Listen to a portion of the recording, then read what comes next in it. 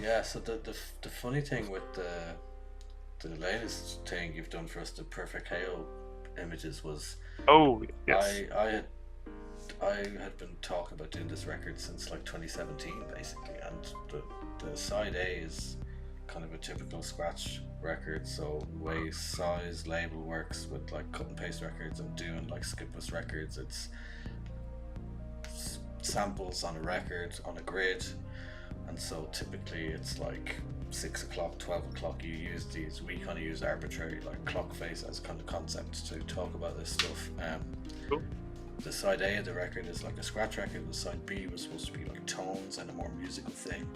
And at one point, you had just done a bunch of these designs, and I think it was around the same time as the Wasp image. You'd It just was done it was like, several other images, and yeah, these two just shot right out to me, and I was like, "Whoa, he's done the artwork for my record without even like me ever telling him about this concept of two sides of the record." And so that was for me became super relevant. It's been burnt into my brain the whole time thinking about this nice. record. The fact that like the one side is two halves of an image, and the other side is kind of these whole circles.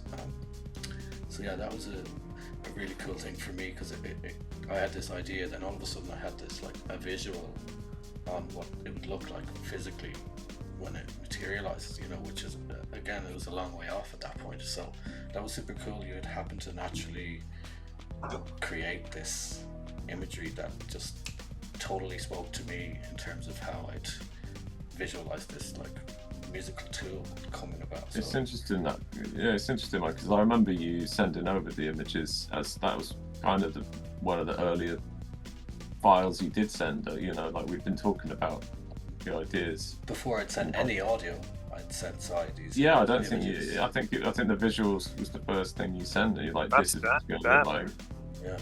and then we started exchanging audio files and stuff like that, and spent a long time filtering all of that out and everything. But the fact that there was already a design was kind of interesting, because it's sort of you could sort of refer to it for a bit of,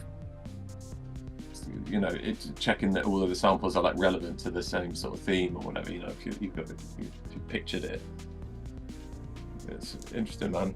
Yeah. Normally the artwork kind of comes last, Well, that's really cool. So I used like Photoshop and Illustrator to make those, but I put the last things through a thing called Glitch Lab that was recommended to me by a friend, Stephanie Power, who's like, she works in the sculpture factory down in Cork. She's a graphic design artist. She went through college to be a graphic designer and stuff. So we're always, anytime she makes something new, it's always like, "Oh, how'd you do this?" And then she'd be like, "Oh, this new random app."